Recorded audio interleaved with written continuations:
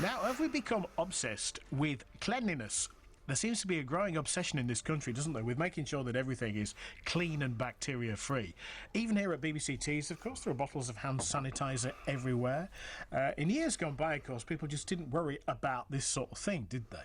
But there is research that's found that cleaner homes and offices could lead to weaker immune systems, with the suggestion that a child's exposure to bacteria and dirt could help develop a resistance to some illnesses. Just bear that in mind when I reveal the findings of some new research out this morning about the cleanliness of babies' dummies. The research has shockingly revealed that 9 out of 10 dummies are contaminated with harmful bacteria. Let's talk to the man behind this research, Dr Ronald Cutler.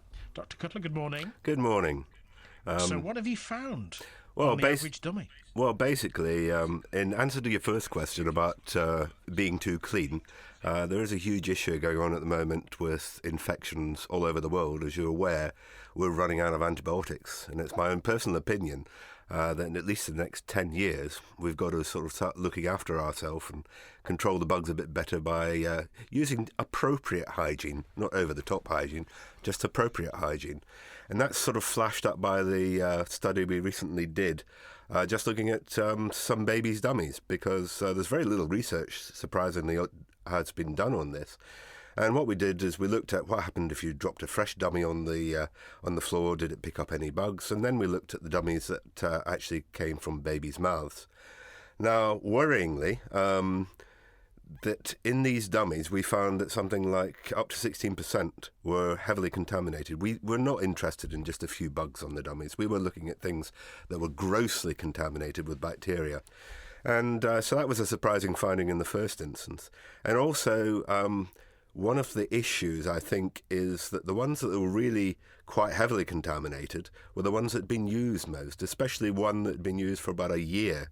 It had pretty gross contamination on it. So we would suggest that not only do you try to use some sort of sterilizer system to keep your dummies clean, but please don't use them for more than 6 months if you can please get it off the baby. Right, so what sort of contamination did you find on the average dummy? Okay, so the major organism that's involved is a tough little organism called Enterococcus faecalis, so you can imagine where it's normally found. One of the problems with this organism is it can cause gut disease, but it also tends to be very, very drug resistant. So not a friendly bug. Part of the normal flora, but if it's there in too much, in too great numbers, then it can actually cause urinary tract infections.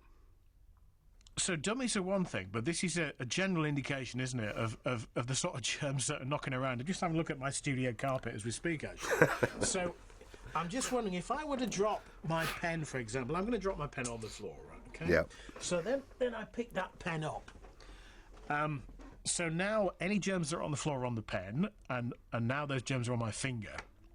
Yeah, and of course okay. I could touch my lips now, couldn't I? Absolutely. Well, let me give you a scenario. Basically, in a normal situation, as 90% of the case, you drop it on the floor, you'll pick up an environmental bug. The environmental bug isn't a human pathogen, and it doesn't cause you any problems. Your immune system kicks in, and you're quite safe. The difficulty is where you selectively pick up organisms that can actually cause infection. And there's the ones that normally live on you. I mean, you're aware of things like MRSA. MRSA went from being a hospital organism to an environmental organism over a matter of 10 years. And so we just really have to sort of think about what we're doing in our life for the moment, because we're all getting older, and I know I certainly am, and how we can actually control a situation that humanity has actually created in this drug resistance in bacteria. We don't want it to go to babies. No, absolutely not. I take that point entirely. But I'm just thinking now about all of us going about our everyday business. Yep. So, for example, I could go across the road to the supermarket at lunchtime. Absolutely.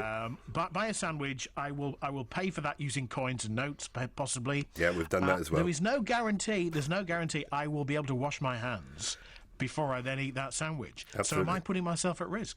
Well, you're not putting yourself at risk as long as you've actually not touched anything that you think might be heavily contaminated. I mean, it's just common sense. If you go to the toilet... Money is going to be full of germs, isn't it?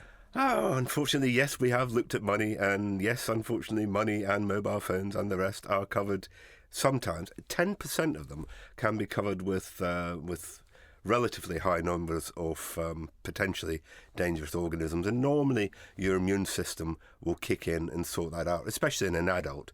But we're not actually talking about adults here, we're talking about young children where the immune system isn't actually quite as formed as ours.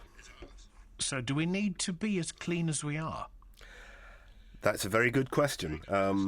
Personally, I worry sometimes about some of the organisms we find in the environment, and I think that sensible hygiene is the best way forward. Does that mean constantly using hand sanitizers? Well, not hand sanitizer, no, not constantly, but obviously if you've been to the toilet or if you've been in a situation where you think you might be picking up fecal organisms, then for goodness sake, wash your hands. All right, thank you very much indeed, Dr Ronald Cutler then.